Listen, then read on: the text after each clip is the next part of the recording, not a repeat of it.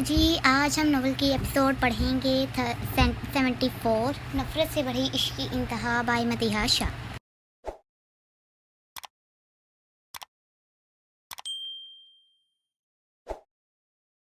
जी, आज हम नॉवल की एपिसोड पढ़ेंगे 74 नफ़रत से बढ़ी इश्क की इंतहा बाय मदीहा शाह।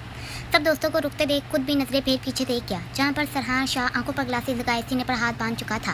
क्या बात है, बड़े बड़े लोग हमारे पीछे खड़े थे और तुम सब लोगों ने हमें आगाह भी नहीं किया। सरशार अपने मुलाजिम से जैकेट पहनाते सरहान की तरफ बढ़ा तो आतिफ ने भी गौर से सरहान को देखा। कहीं तुम आतिफ का पता लेने तो नहीं आए? फिर यहाँ नहीं हवेली आना था ताकि हम तुम्हारी अच्छी से मेहमाननवाजी कर पाते। सरशार एक नज़र आतिफ पर डालते तंतिया सरहान पर वार कर गया, जिसको कुछ भी इल्म नहीं था कि लाहौर आतिफ और जर में कुछ हुआ था। सरशार शराजी, तुम्हारा हवेली कितना सा बड़ा है, अंदाज़ा लगा सकते हो? सरहान बेनियाजी से पूछते आराम से 2 कदम लेते आतिफ शाह के सामने पड़ी चेयर पर विराजमान हुआ। सबकी निगाहों में हैरत उभरी। सरशार जितना हैरान होता कम था। माशाल्लाह से इतनी बड़ी हवेली तो है कि तुम्हारा काफिला आसानी से अंदर दाखिल हो जाता। सरशार हल्के से मुस्कुराते आराम से चलते आतिफ के साथ वाली चेयर पर बैठा। सरहान उसके बैठते ही वापस से उठा था, जबकि हनकार भी भर गया। अगर इतनी बड़ी हवेली है तो सरशार शराजी ऐसे गरीबों की तरह सड़क ब्लॉक क्यों की है? सरहान जो 2 कदम लेते आगे बढ़ चुका था, फट से वापस मुड़ते दोनों भाइयों की तरफ कहर नजर डाली। सरहान शाह सरशार एकदम धाड़ा था, जबकि उठते सरहान के सामने हुए। आवाज़ नीचे। सरहान अपने ग्लासेस उतारते लब के करीब उंगली ले जाते आंखें गाड़ गया। ये रोड तुम्हारे बाप का नहीं जो ऐसे यहाँ रास्ता ब्लॉक करके तुम नवाबों की तरह खेल रहे हो। ये आने जाने के लिए बनाई गई है। अपना काफिला उठाओ और अपने आलीशान हवेली में ये महफिल लगाओ। सरहान स्पार चेहरा लिए 2 टोक कहते वापसी के लिए मुड़ा। मुझे लगा था शायद तुम लोगों के दिल में एहसास पैदा हो गया है, इसीलिए शायद मेरे भाई का पता लेने आए हो, लेकिन अफसोस मैं गलत था। अभी तो तुम्हें जाने दे रहा हूँ, मगर अगली बार सरशार बोलते सरहान के रास्ते में हायल हुआ। सरहान ने खा जाने वाली नज़रों से घूरा। अगर अगली बार तुम्हारे भाई ने मेरे भाई को ऐसे मारने की कोशिश की तो खुदा की कसम तुम लोग उसको चाह कर भी कभी ढूंढ नहीं पाओगे। सरशार का पारा भी बढ़ा था। उस पार से अंदाज में कहते सरहान को चुमका गया। मुराद शाह का खून जितना संभाल सकते हो संभाल लो, फिर न कहना किसी से पहले आगाह नहीं किया। रास्ता खाली करो। सरशार आंखें गाड़े सरहान को बहुत कुछ बता गया था, जबकि बात खत्म करते ही रास्ता खाली करने का हुक्म दिया। क्या ये हालत जानने की? सरहान के दिल में सवाल उठा था, साथ ही गुस्से से अपनी मुट्ठियां भींची। ये क्या करने वाली हो?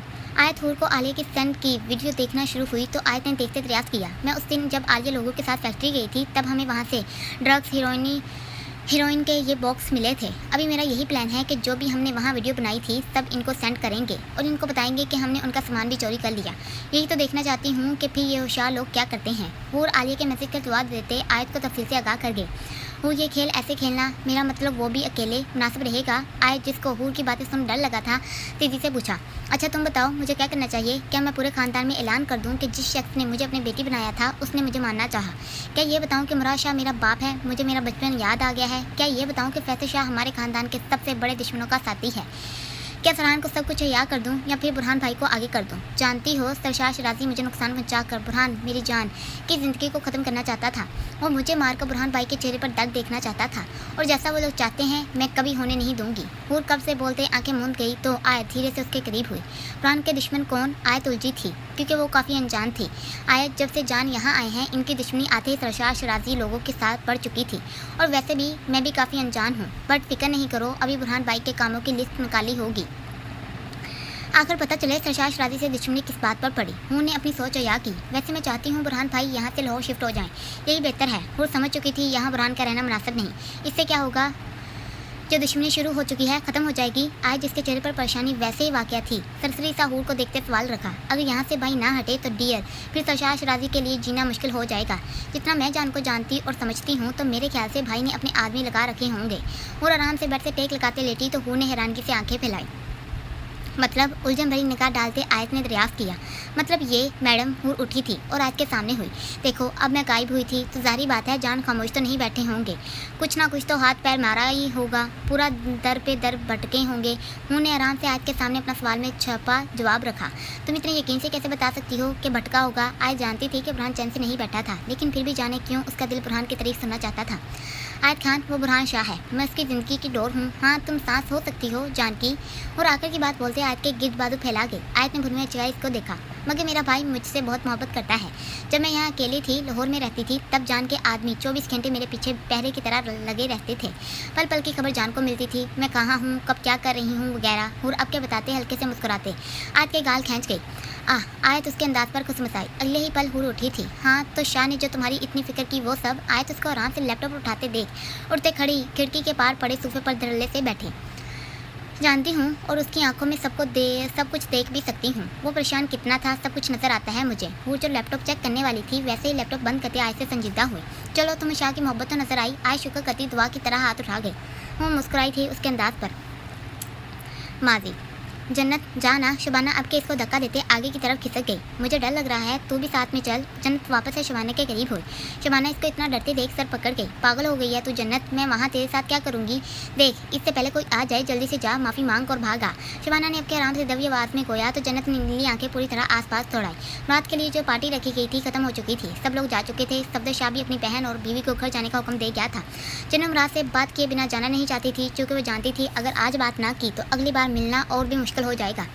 इसीलिए वो आज ही मुराद से मिलकर माफ़ी मांग लेना चाहती थी। लेकिन पूरी पार्टी के दौरान ही मर्द एक बार भी खवातीन वाले हॉल में ना आया था, इसलिए जन्नत का पारा बढ़ता ही जा रहा था। अभी जन्नत वैसे ही मुंह फुलाए बैठी थी कि शबाना मुराद को हवेली के अंदरूनी हिस्से से गुजरते सीधे ऊपर की तरफ जाते देख भाग जन्नत के करीब आई थी और इसको लेते ऊपर की तरफ दौड़ी ताकि जन्नत मुराद से बात कर ले। अभी शबाना जन्नत को धक्का देते स्टडी रूम की तरफ भेज रही थी कि वहाँ जाकर बात कर आ। जन्नत पहले तू एक फैसला कर ले। शबाना स्पाट हुई। वो बच्चों की तरह मुंह लटका गई, जबकि अपने बालों की शरारती लटों को दुपट्टे में छुपाते मजबूत होती आगे बढ़ी, क्योंकि ये तो तय था वो आज मुराद से बात करेगी ही। जाओ। शबाना जो वहीं खड़ी हुई थी इसको डोर के पास भूत बने खड़े देख तभी आवाज़ में बोली, जबकि जन्नत ने एक सर्द सांस भरा था और डोर को लॉक किया। आ जाओ। सख्त भारी आवाज़ सुन जन्नत ने मुश्किल से खुद के दिल को काबू किया। वो छोटे छोटे कदम लेते अंदर दाखिल हुई थी। एक नज़र स्टडी रूम को देखा था। वो सामने किताबों में कुछ ढूंढता नजर आया। जन्नत घबराती सी मुश्किल से आगे बढ़ी थी। राज जिसकी पीठ थी जन्नत की तरफ, उसकी आहट सुन मुकाबल बेताबी से पलटा। जन्नत के कदम भी साथ ही रुके। नीली आंखों को काले काजल से सजाए वो मुकाबल की काली आंखों में था देख के पल भर के लिए दोनों एक दूसरे के असार में कैद हुए। रात ने आज कितने महीनों बाद जन्नत का चेहरा देखा था। वो वैसे ही उसके असार में जकड़ चुका था। जन्नत मुकाबल की आंखों में नाचती मोहब्बत को देख चुलसी तो फट से नजरों का दाविया बदला। तभी मुकाबल का चेहरा स्वाट हुआ। वो बिना कुछ कहे वापस अपने काम में लगा। जन्नत को उसका ऐसे निगाहें फेरना एक आंख भी ना भाया। वो नाक सुकेटते तेजी से आगे हुई। यहाँ के लिए आई हो। इससे पहले जन्नत बोलने के लिए अल्फाज जोड़ती कि मुराद ने थोड़े सख्त मगर धीमे अंदाज में इस्तफसार किया। वो मुझे सॉरी बोलना था। जन्नत अपने डर और घबराहट को कंट्रोल करते धीरे से बोलते मुकाबल को देखने पर मजबूर कर गई। वो जितने धीरे से अंदाज में बोली थी वो उतनी ही तेज़ी से पलटा था। जन्नत ने झुकी बल्कि तेज़ी से उठाते मुकाबल का चेहरा तका। दोनों के दरमियान 4 से 5 कदमों का फासला कायम था। एक शर्त पर सब कुछ माफ। वो 2 कदम उठाते सारे फासले ख़त्म करते 2 टोक बोला। जन्नत की सांस वैसे ही थमी। उसकी सांसों की रफ्तार जितना दिल जोर से धड़कना शुरू हुआ कि क्या जन्नत लड़खड़ाई। आज रात तुम यहाँ रुकोगी। रात उसके सार में कैद होना नहीं चाहता था, इसीलिए कहते आगे को कदम उठाए। मैं कैसे रुक सकती हूँ। जन्नत इसको आराम से जाते देख तेजी से ऊंची आवाज़ में बोली। मुकाबिल के कदम रुके थे। माफ़ी तुम्हें चाहिए, उसके आगे ये शर्त तो बहुत छोटी है। आज रात यहाँ हमारी हवेली में हमारे नाम। सोच लो, माफ़ी या तलाफ़ी। मुराद वैसे ही खड़े बिना देखे जन्नत को साख्त कर गया। वो जा चुका था और जन्नत परेशानी के आलम में वहीं बैठी। आखिर अब इसको सोचना था। बुरहान के लब हल्के से मुस्कुराए थे। दिन ब दिन जैसे जैसे बुरहान मुराद की ज़िंदगी से आशना हो रहा था, इसको जैसे बहुत कुछ सीखने का हुनर मिलना शुरू हुआ था। माजी क्या मुराद भाई ने ऐसे कहा। शबाना के तो कान सुन ही घबरा उठे थे, जबकि जन्नत अपने दांतों में नाखून डाले टेंशन से चपाना शुरू हुई। जन्नत मुझे बहुत खौफ आ रहा है। मेरी छोड़ मनाना। वो खुद ही मान जाएंगे। अगर नहीं माना तो। इससे पहले शबाना अपनी बात मुकम्मल करती जन्नत डरते एकदम बैठे से उठे। तो खुद ही शादी के बाद ठीक हो जाएंगे। अभी यहाँ ऐसे आज रात तो बिल्कुल भी नहीं। शबाना ने कानों को हाथ लगाया। जन्नत मज़ीद कांपी। तो ऐसे इतना ख़राब क्यों सोच रही है। मुझे यकीन है मुराद कभी भी अपनी हद पार नहीं करेंगे। वैसे भी हवेली में नाज भाभी और सुल्तान भाई लोग भी तो होंगे। जन्नत डरते डरते शबाना को घूरते बोली। शबाना ने हैरानगी से अपनी बड़ी आंखें मज़ीद बड़ी की। इसका मतलब तो यहाँ रुकना चाहती है। शबाना को यकीन करना मुश्किल लगा था कि जन्नत मुराद के पास रुकना चाहती थी। वो जो हर बार डर कर भागने को तैयार रहती थी। शबाना इसको घबराते देख खामोश होती सोफे पर विराजमा हुई। शबाना मुझे उससे बात करनी है। अंदाज़ा है जब मैं अभी उससे बात करने यहाँ आई तो इतना चालाक इंसान है, मेरी तरफ देखना भी गवारा नहीं किया। वो बहुत बुरे वाला नाराज़ है। अगर अभी बात ना माने तो फिर मुश्किल ही लग रहा है कि वो मानेगा। जन्नत मासूमियत सजाए शबाना के कंधे पर सर धर गई।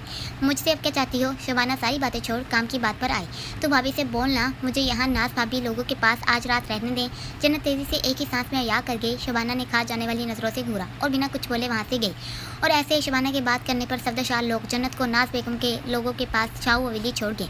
जन्नत इंतहा से ज़्यादा खुश थी। अभी वो रुक तो गई थी मगर इसको अभी समझ नहीं आ रही थी कि अब बात कैसे करनी है। वो बेचैनी से रूम में टहलना शुरू हुई। साईं चलें आराम कर लें। तदबख्श मुराद शाह को खामोश बैठे सिगरेट नोश फरमाते देख इनके करीब आया। हवेली में कौन कौन ठहरा है? मुराद वैसे ही बैठक में बैठे रियासत कर गया। साईं, बड़े साईं सुल्तान शाह और आपकी भाभी सरकार और इनके पास जन्नत बीबी ठहरी हैं। तदबख्श तफसील से मुराद शाह को आगाह करके जबकि मुकाबिल के चेहरे पर हल्के से मुस्कुराहट फैली तो मोहतरमा ठहर गई। वो हैरान हुआ था उसकी बहादुरी पे, जबकि अगले ही पल मुकाबिल दिलफरेब से मुस्कुराते हुए की तरफ बढ़ा। कहीं भाभी तो नहीं? जन्नत जो अपने रूम में रात 12 बजे के बाद भी जाग रही टहल रही थी, अचानक से डोर पर दस्तक सुन सेट दुपट्टे को सरसी सा सर पर दुरुस्त करते बढ़ी। आह शीश! जन्नत जो अचानक से सामने मुराद को देख हैरान होने लगी थी, मुकाबिल के अचानक अफरा तफरी पर डरी। इससे पहले जन्नत की चीख गले से बरामद होती वो होशियारी से काम लेते उसकी आवाज़ अपने हाथों को रखते दबा गया। वो लर्जी थी, मुकाबिल का लम्स जैसे उसकी सांसों को बढ़ा गया। मुराद वैसे ही उसको होशियार में कैद किए डोर बंद कर गया, जबकि साथ ही उसको दीवार से लगाया। आवाज़ बिल्कुल भी निकलनी नहीं चाहिए। वो उसकी नीली आंखों में देख जैसे बहकना शुरू हुआ था, इसीलिए दबी सी सरगोशी में कहते अपना हाथ हटाया। जन्नत की सांसें जो पूरी तरह ऊपर नीचे हो चुकी थी वो वैसे ही दीवार से लगे घबराए तेज तेज सांस बढ़ना शुरू हुई। मुकाबिल ने गौर से चेहरे के नक्श देखे। वो नाजुक सी कली पूरी तरह लाल हो चुकी थी। मुराद का दिल जैसे उसके चेहरे को छूने की आरज़ू कर गया। वो बिना देर किए जन्नत की गालों को पूरों से छू गया। जन्नत जो पहले ही डरी सहमी दीवार से लगी खड़ी थी, मुराद के इस अमल पर कांपी। इरादा क्या है? मुराद जो उसकी हालत गैर होती अच्छे से नोट कर गया था, अपने दिल के उभरते जज्बात पर काबू रखते आसार तोड़ गया। जन्नत ने शुक्र का सांस भरा था, जबकि जल्दी से खुश्क पड़े लबों को जुबान फेर तर्क किया। वो बेनियाजी से चलते आराम से बेड पर लेटने वाले अंदाज में बैठा। क्या मतलब है? जैसे ही जन्नत को उसके अल्फाज याद आए, चौंकते नीली आंखें बड़ी की। वो जो आराम से बेड पर लेटे एक बाजू सर के नीचे रखे हुए था, हल्के से सर उठाते जन्नत को देखा। आपने मुझे माफ़ कर दिया ना? जन्नत उसको सुकून से बेड पर फैले देख छोटे छोटे कदम लेते सोफे पर बैठी। हाँ सच, तुमने तो माफ़ी मांगनी थी। वो जो आंखें मूंद गया था एकदम से उठते उसके हमरा सोफे पर धड़ल्ले से विराजमान हुआ। जन्नत का सांस जैसे फिर से थमा था। वो थोड़ा सा दूर हुई थी। पहले तुम अच्छे से माफ़ी मांग तो लो, फिर मैं सोचूंगा कि माफ़ करना है या क्या मतलब। वो हैरानगी से पूरी तरह मुराद की तरफ मतवजा हुई। अभी कौन सी माफ़ी मांगूं? माफ़ी के बदले तो यहाँ अभी हूँ। जन्नत को तो जैसे मुराद की बात पर सदमा लगा। अच्छा, तो तुम्हें नहीं लगता तुम्हें मुझसे माफ़ी मांगने की ज़रूरत है? वो भी होशियार हुआ था। दोनों एक दूसरे के आमने सामने हुए। अब बोलो ना। मुराद उसको खामोशी से लब भींचे देख अपनी सच्ची छुपा गया। कमरे में पूरी तरह खामोशी छाई थी। दोनों ही एक दूसरे के साथ बैठे हुए थे। ये बताओ, अगर उस रात मैं ना आता तो क्या तुम निकाह कर लेती? मुराद रूम में छाई खामोशी को तोड़ जन्नत को परेशानी में डाल गया। जवाब दो। मुराद जो उसके झुके चेहरे को तक रहा था, उसके वैसे ही खामोशी से उंगलियों को मरोड़ने वाले अमल पर धीमे से बोला। मुझे नहीं पता, शायद जन्नत की ज़बान चलते रुकी थी। मुराद ने गौर से जन्नत को देखा था। वो वैसे ही चेहरा झुकाए बोले, शायद कर लेती। ये कहते ही उसकी आंखें भीगी। जबकि मुराद का चेहरा सपाट हुआ था, वो एकदम से उठा था। मुझे कुछ तो क्या बोलना चाहती हो? मुराद जो गुस्से से वापस जन्नत की तरफ पलटा था, लफ्ज़ चबाते जन्नत को दबोचा। ये भी तो कह सकती थी कि मर जाती मगर कभी भी किसी और की ना होती। मुराद का बस नहीं चला था कि जन्नत के अल्फाज सुन खुद को ख़त्म कर देता। भाभी को इल्म हो गया था। जन्नत मुश्किल से इतना ही बोल पाई थी। उन्होंने अपनी कसम दे डाली थी। मैं कैसे इनकार करती, कैसे खुद को ख़त्म करती? जन्नत जो मुराद के दबोचने से तकलीफ महसूस कर रही थी, धीमे लहजे में बोलते खामोश हुई, लेकिन आंखों से आंसू गिरना बंद ना हुए थे। मुराद जन्नत की आंखों में आंसू देख खुद पर जब्त करते छोड़ गया। वो वैसे ही चलते खिड़की के पास जाते सिगरेट जला गया। गुस्सा जैसे थमना ही नहीं चाहता था। माथे पर लातदार बल पड़े थे। तुमने मुझसे मोहब्बत नहीं की ना, इसलिए जन्नत शायद तुम शादी कर लेती। अगर यही बात मुझ तक आई होती तो मैं इनकार करता, सरेआम करता। तुम में और मुझ में बहुत फ़र्क है। तुम मर्द ठहरे कुछ भी कर सकते हो, मगर मैं एक लड़की हूँ जिसके अपने माँ बाप का साया भी सर पर ना था। भाई और भाभी ने मुझे पाला, क्या मैं इनकी मोहब्बत का ये सिला देती? और क्या कहा? जन्नत की नीली आंखों में समुंदर भर चुका था। गुस्से से मुराद के ओर बढ़ते खुद की तरफ मोड़ गई। मैंने मोहब्बत नहीं की। किसने कहा कि मुझे तुमसे मोहब्बत नहीं है? तुम खुद से कैसे ये सब कुछ बोल सकते हो? क्या मैंने कहा तुम्हें कि मुझे तुम्हारे कहने से अब क्या हो सकता था? ऐसी मोहब्बत का क्या फ़ायदा जिसके लिए तुम लड़ ही नहीं सकती? मुराद जन्नत की बात काट तो टोक बोला। जन्नत ने कब से आंखें बंद की। क्या मोहब्बत तभी साबित होती जब मैं सबके सामने इनकार करती। कुछ मोहब्बतें ऐसे भी दम तोड़ देती हैं। मुराद शाह जन्नत फीकी पलकों को मुराद शाह की काली आंखों में डाले दो टोक बोलते खामोश हुई। कितनी मोहब्बत करती हो मुझसे? इससे पहले जन्नत वापस जाती मुराद वैसे ही उसको बाजू से पकड़े खुद के हसार में कैद कर गया। वो खुश मसाई थी। जैसे बताया गया था तुम्हारा ये अमल पसंद नहीं आया, कुछ पूछा है? आपके मुकाबले ने थोड़े सख्ती से पूछते उसका चेहरा उठाया। जब मैं इनकार नहीं कर सकी तो जानकर क्या करोगे? वो भी अपनी टोन में आते मुकाबले को हल्के से मुस्कुराने पर मजबूर कर गई। तुम्हारी इस छोटी सी नाक पर गुस्सा अच्छा नहीं लगता, तुम तो नकचड़ी सी प्यारी लगती हो। मुराद मोहब्बत से भरे लहजे में इतना कहते उसकी छोटी सी नाक मुश्किल से पकड़ते खींच गया। जन्नत की हल्की सी आह निकली। दूर रहें। जन्नत जल्दी से मुराद से दूर हुई। अभी क्या मसला है? नकाम में हो तुम मेरे? मुराद को उसका ऐसे झटकना बिल्कुल भी अच्छा नहीं लगा था। अच्छा जी, नकाम में हूँ तो कुछ भी चलेगा, रुखसती नहीं हुई अभी। जन्नत आराम से सोफे पर बैठी। अभी बस बहुत हो गया, अगला काम यही पूरा करूँगा, अब मज़ीद तुमसे दूर नहीं रहा जा सकता। वो फैसला कर चुका था। जन्नत ने नीली आंखें चुकाई थी। रिंग। अभी मुकाबले ने कदम जन्नत की तरफ बढ़ाए ही थे कि फ़ोन की आवाज़ सुन तेज़ी से फ़ोन पिक किया। तुम लोग वहीं रुको, मैं आता हूँ। वैसे ही फ़ोन कान से लगाए वो स्पार्ट होते धीमे से गोया। जन्नत चौंकी थी कि रात के इस पहर क्या काम।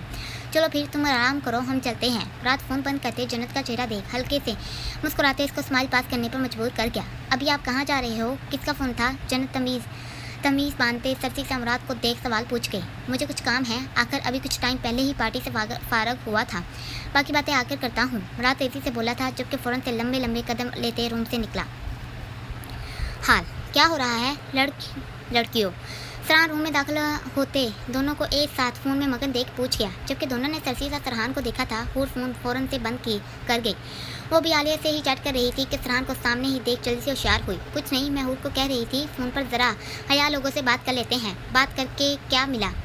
अभी आयत की बात मुकम्मल भी नहीं हुई कि सरहान ने चेयर पर विराजमान होते पूछा। बोरियत दूर हो गई, खुद तो आप लोग बाहर चले गए, हमें भी साथ ले जाते तो क्या हो जाता? आयत अब के घूरते शिकवा कर गई, जिसको सुन सरहान के लब हल्के से मुस्कुराए।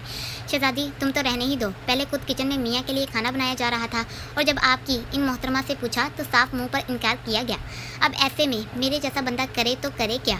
सरहान चेहरे पर मुस्तूमियत सजाते दोनों को हंसा गया। बुरहान कहाँ है? अब के सरहान ने थोड़े संजीदा अंदाज में प्रयास किया। हमें क्या पता, वो तो आया ही नहीं। आयत ने शाने हिचकाए वैसे ही जवाब पास किया। ऐसे कैसे हो सकता है? गार्ड तो सब बाहर लॉन में मौजूद हैं। सरहान हैरान हुआ था। जबकि सरहान के अल्फाज सुन आयत और हूर भी चुंकी। रिंग। अभी सरहान ने लॉन में जाने का सोचा ही था कि फ़ोन की बेल सुन फ़ोन कान से लगाया। कैसे हैं आप पापा साईं? बहुत मोहब्बत से सलाम पेश करते खैरियत पूछी। आयत और हूर समझ चुकी थी। जबकि वो दोनों वापस से फ़ोन पर मसरूफ़ हुई। पापा साईं किसी को भी यहाँ आने की ज़रूरत नहीं, वो माशाल्लाह से अब सेहतयाब हो चुकी है। मैं खुद हूर को लेकर 2 दिन बाद लाहौर आने ही वाला हूँ, फिर मैं खुद ही हूर को साहिवाल ले आऊँगा। सरहान ने अब के बोलते बेड पर बैठी हूर को सरसी सा नज़रों में रखा। जबकि आयत और हूर भी सरहान की बात सुन चुकी थी। आयत मैं अभी कैसे जा सकती हूँ? वैसे भी मैं जान को अकेले छोड़कर जाने वाली नहीं। और सरहान की बात सुन सरकोशी की तरह आयत के कान में अपना इरादा बयां कर गई। तुम अभी तो उठो यहाँ से। आयत हूर की बात को इग्नोर करते उठने का बोल गई तो हूर जल्दी से नीचे उतरी। वो दोनों ही सरहान को वैसे ही फ़ोन पर छोड़ रूम से बाहर गई। अगर शाह ने कहा है बुरहान घर पर है तो कहाँ है? आयत जो हूर को कह चुकी थी कि फ़िक्र नहीं करो सब कुछ ठीक हो जाएगा, अब के लोन की तरफ आई ताकि देख सके बुरहान है तो है कहाँ। हाँ, जो इसको नज़र ही नहीं आया, कहीं वो वहाँ तो नहीं। आयत लोन के रास्ते से दूसरी तरफ जाते रास्ते को देख गुस्से पर बढ़ाई। लगता है लोन की सैर की जा रही है। अभी आयत ने सोचा था कि सामने ही बुरहान आता हुआ मुस्कुराते चेहरे से बोला। आयत ने काली से आंखों की बार उठाते मुकाबले को घूरी डाली। बुरहान वहाँ क्या लेने गया था? सरहान जो बालकनी में आया ही था कि हाशिम लोगों से पूछ सके बुरहान कहाँ है। सामने ही लोन में बुरहान को लोन के दूसरी तरफ से आते देख चुका। क्या हुआ? बुरहान जो आयत के बिल्कुल मुकाबले आ चुका था, नीली आंखें मोहब्बत से आयत के चेहरे का तवाइफ कर गई। वहाँ ऐसा क्या है जो आते ही सीधा तुम सलामी देने चले जाते हो? आयत ने शकी अंदाज अपनाते बुरहान को सवालिया तरीके से सवाल पूछा। जबकि बुरहान उसके चेहरे के जाविये देख डिम्पल गहरे कर गया। मैं सिगरेट पीने के लिए लोन में आया था कि फिर सोचा वो कर लूँ, बस फिर उस तरफ चला गया। बुरहान ने बहुत नॉर्मल से हल्के फुल्के अंदाज में बात बनाई। जबकि एक बार भी नहीं लगा था कि वो झूठ बोल रहा है। तुम कहते हो तो मान लेते हैं। आयत हंकार बरते निगाहों को बुरहान के चेहरे से हटा गई। शुक्र हुआ मान गई, नहीं तो आज बुरहान ने याद किया था कैसे अचानक से खादिम ने बुरहान को बताते डराया था। एक सवाल का जवाब दोगी? आयत जो मुड़ी थी बुरहान उसका हाथ थामते उसको रोक गया। जबकि आयत की काली स्याह आंखें हैरानगी से बड़ी हुई। पूछो। आयत अपनी हैरानगी को ख़त्म करते धीमे से इजाज़त दे गई। तुम जानती थी कि मैं तुमसे बेइंतहा मोहब्बत करता हूँ। अगर मैं तुमसे ज़बरदस्ती नकार नहीं करता और अचानक से तुम्हारे लिए किसी और का रिश्ता आता तो क्या तुम घर वालों के कहने पर किसी और से नकार कर लेती? बुरहान जो अभी मुराद और जन्नत की कहानी देख आया था। मुराद के मन का सवाल जो था वही बुरहान के मन में उठा। वो भी जानना चाहता था कि आयत क्या करती। ये कैसा सवाल है? वो हैरान हुई। बस जवाब दो। मुकाबिल ने जवाब सुनना चाहा। सारी बात है मैं वहीं शादी करती जहाँ मेरे घर वाले बोलते। आयत ने भी बेबाकी से जवाब पास किया था। वो जानती थी इसको तकलीफ होगी, मगर फिर भी इसको सच ही कहना बेहतर समझा। और ऐसे क्यों? बुरहान का चेहरा भी जैसे बुझा था। वो पूछने के साथ आयत का हाथ भी छोड़ गया। सरहान जो बालकनी में खड़ा आराम से आयत और बुरहान को नोट कर रहा था, दोनों को देख शेफ पर हाथ फेर गया, क्योंकि अभी जो दिमाग में आया बोल दिया। अभी मजीद मैं कोई जवाब नहीं दूंगी। आयत तेज़ी से बोलते भागी। आयत बुरहान को संजीता था। उसके ऐसे भागने पर पीछे ही लपका। सरहान आयत का मुस्कुराता चहकता चेहरा देख दिल से मुस्कुराया था। चाचू ठीक कहते थे, आयत को बुरहान से ज़्यादा खुश कोई नहीं रख सकता। सरहान को अकराम के वो अल्फाज याद आए थे जब सरहान नहीं चाहता था कि आयत की शादी बुरहान से हो। तब अकराम ने कहे थे। लाहौर। हाँ बोल, क्या है? जर मुंह लटकाए गुस्से से भड़का। कहाँ रह गया तू? कब से तेरा इंतजार कर रहे हैं। क्लब का माहौल खूबसूरत से भी ज़्यादा खूबसूरत होता जा रहा है। अली जो क्लब में मौजूद आती जाती हसीनाओं को देख बोला था। आखिर की बात ऊंची आवाज़ में बोलते फ़ोन लेते थोड़े कम म्यूजिक वाली जगह पर गया। मैं नहीं आ रहा, तुम लोग एंजॉय करो। जर तो टोक बोला था। क्यों, क्या हुआ? अली को हैरानगी हुई। जर का जवाब सुन। यार अभी मुझसे कुछ ना पूछ। जर ने इतना कहते फ़ोन बंद किया था क्योंकि इसको कुछ समझ नहीं आ रही थी कि उसके साथ क्या हो रहा था। वो उलझा पड़ा था। लाहौर। अब बता, रात तुझे क्या हुआ था और तू यूनी क्यों नहीं आया? अली जो जर के घर पर सम्राट और हसन के हमरा आया था, सीधे आते ही जर के सर पर नाज हुआ। सम्राट भी साथ फ़ौरन से गुस्से वाला चेहरा बनाते कूद गया। बता तो सही, हुआ क्या था? हसन भी बल डाले जर को खामोश बैठे देख कंधा हिलाते गौर फरमाने का बोल गया। और ये बता, ये इतने गार्ड्स ऐसे क्यों चक्कर काट रहे हैं? तूने इनको सजा दी है? हसन जो गार्ड्स को वोलग्रासी से लो में टहलते देख रहा था, साथ लगे इनके बारे में भी दरियाफ्त करना चाहा। और तेरे घर पर इतनी सिक्योरिटी कब से शुरू हुई? अली और सम्राट तो हैरान ही रह गए थे, क्योंकि इससे पहले तो कभी ऐसा नहीं हुआ था कि डिफेंस वाले घर पर ऐसे गार्ड्स मौजूद होते। होना क्या है, रात जब मैं तैयार होते रूम से निकला और गाड़ी तक पहुंचा तो गार्ड्स मेरे सर पर नाज हो गए। मैं भी इनको देख इतना ही हैरान हूँ जितना तुम लोग हुए। उन्होंने बताया नहीं बल्कि हुक्म सुनाया। सरहान शाह का हुक्म है, मुझे घर से एक कदम भी बाहर निकलने ना दिया जाए। जब गार्ड के आदमी की तरह मुंह बनाते स्पार्ट बोल गया, जबकि अली हसन लोगों ने हैरानगी से सुनते एक दूसरे की तरफ देखा। मगर ऐसे क्यों? अली ने उलझते अगला सवाल पूछा। मुझे क्या पता, जब मैंने भाई को कॉल की कि वजह जान सकूं तो फ़ोन नहीं उठाया। सन नाक फुलाए बेदिली से रिमोट उठाते मूवी प्ले की। इसका मतलब जब तक तेरे भाई का हुक्म नहीं आता तू ऐसे इस कैद में बंद रहने वाला है? हसन अब के अली और सम्राट को खामोश बैठे देख पूरी हैरानगी से सर को मुखातिब कर गया। हाँ तो ऐसे ही रहना होगा, अब मैं और क्या कर सकता हूँ? सर को उसका सवाल बेतुका सा लगा तो सरसी से हसन को घूरा। तो अपने बाबा को कॉल करता। ये क्या बात हुई? वजह भी नहीं बताई और मुजरमों की तरह बंद कर दिया। हसन को अजीब लगा था। हाँ, हसन मेरे भाई। सर को हंसी आई थी उसके अंदाज पर। पहली बात, जब भाई ऐसे मेरे साथ कुछ करते हैं तो कभी भी बाबा साईं दरमियान में शामिल नहीं हो सकते, क्योंकि इनके मुताबिक ये मेरा और मेरे भाई का मसला है। और जब बाबा साईं मेरे साथ कुछ करते हैं तो तब भाई दरमियान में मेरी हिमायत नहीं कर सकते। और वैसे भी अभी मुझे यहाँ बर्दाश्त करना होगा। आखिर की बात सर ने आप बढ़ते बोली और वापस से मूवी में घुसा। वैसे भी हसन ये उसके साथ कोई पहली बार नहीं हुआ। इससे पहले भी सरहान भाई कई सजाएं दे चुके हैं। शुक्र करो इस बार फ़ोन सर को इस्तेमाल करने की इजाज़त है, नहीं तो पिछली बार फ़ोन भी नहीं दिया था और हम में से किसी को मिलने की भी इजाज़त नहीं थी। अली ने तफसील से बताते हसन को हैरान कुन किया। अब बस दुआ करो भाई आ जाएं, क्योंकि जब वो आएंगे तभी रहाई मिलेगी। सम्राट ने भी इतना कहना फ़र्ज समझा। लाहौर। सॉरी, तुम्हें ज़्यादा इंतजार तो नहीं करना पड़ा? नुमान अपने कमरे में दाखिल होते तेज़ी से बोला, जबकि अयान अचानक से नुमान की आवाज़ सुन अपना फ़ोन बंद किए खड़ा हुआ। नहीं, मुझे अभी थोड़ी ही देर हुई थी। अयान हाथ मिलाते वापस से सोफे पर बैठा तो नुमान भी अपनी जगह पर विराजमान हुआ। क्या पियोगे? अगला सवाल पूछा गया। कुछ नहीं, अभी कॉफ़ी पीकर हटा हूँ। अयान ने ससी से स्माइल चेहरे पर लाते इनकार किया। नुमान भी मुस्कुराया था, जबकि साथ ही बात करने के लिए तैयार हुआ। कैसे याद किया आज? अयान इसको सोचते देख धीमे से पूछ गया। अयान, जो बात मैं करने वाला हूँ वो बहुत खास है। उम्मीद करता हूँ ये बात हम दोनों के दरमियान में ही रहेगी। नुमान अपने कोट का बटन थोड़ा सा आगे हुआ था। अयान ने संजीदगी से दिखा। बेफिक्र हो अयान, तो टोक गोया। मुझे किसी के बारे में जानना है। नुमान को समझ नहीं आया था कि बात कहाँ से कैसे शुरू करें। किस बारे में? अयान उलझा। हया के। तुम कितने अच्छे दोस्त हो? नुमान सोचते पूछते अब के अयान का चेहरा देख गया, जो हैरानगी से चूम गया था। मेरे ख्याल में हम दोनों इतने अच्छे दोस्तों हैं कि एक दूसरे से अपने दिल की बात बिना डरे शेयर कर सकें। अयान अपने अंदाजे से बोलते नुमान को ये ज़ाहिर कर गया कि दोस्ती काफ़ी हद तक भरोसे वाली है। बात क्या है? अयान नुमान को उलझे देख आराम से पूछते आईब्रो झुका गया। बात यह है, मुझे लगता है किसी ने मेरी बहन को धोखा दिया है या फिर किसी ने इसको तकलीफ दी है। नुमान का चेहरा एकदम स्पार्ट हुआ था, जबकि नुमान के अल्फाज सुन अयान की हैरानगी से आंखें फैली। व्हाट? ऐसा कैसे हो सकता है? आप कहना क्या चाहते हो? नुमान भाई खुलकर बयान करें। अयान जो पूरी तरह कंफ्यूज हो चुका था, अपनी जगह से उठते नुमान वाले सोफे पर बैठा। तभी नुमान ने सर सांस भरते वैलेंटाइन डे वाला आया का रोना धोना अयान के गोश उतारा। जैसे जैसे अयान सुन रहा था, हैरानगी से उसका चेहरा शॉक्ड होता जा रहा था। नहीं नुमान भाई, ऐसे नहीं हो सकता, ज़रूर आपको गलत सुना है। अयान ने जल्दी से सारी बात सुन अपने हैरानगी को छुपाते कहा। अयान, मैं कोई बच्चा नहीं कि उसके दर्द को समझ ना सकता या फिर उसकी रोती आंखों में दर्द पहचान ना पाता। उसके अपने अल्फाज थे कि वो मुझसे दूर हो गया। तुम खुद ही अब बताओ कि ऐसे अल्फाज सुन तुम्हें क्या समझ आती है। नुमान कहते खामोश हुआ। अयान को कुछ समझ नहीं आया कि क्या जवाब दे। वो वैसे ही हैरानगी से लब भींच गया। अयान, मैं चाहता हूँ कि तुम यूनी में पता करो आखिर अयान किसके बारे में ऐसा कुछ सोचती थी जिसने मेरी बहन को ऐसे ठुकराया। मैं उस इंसान को छोड़ूंगा नहीं। नुमान का चेहरा गुस्से से सपाट हुआ। तुम खामोश क्यों हो? नुमान अयान को खामोश देख वजह पूछ गया। कुछ नहीं, मैं पता करता हूँ, आप फिक्र नहीं करें, मैं अयान से भी खुद बात कर लूँगा। अयान ने नुमान को तहम्मुल से सब्र करने का मशवरा दिया। ठीक है, उम्मीद करता हूँ तुम्हें जल्दी से सच पता चल जाए। नुमान ने भी अयान की बात से इत्तेफाक किया। जारी है।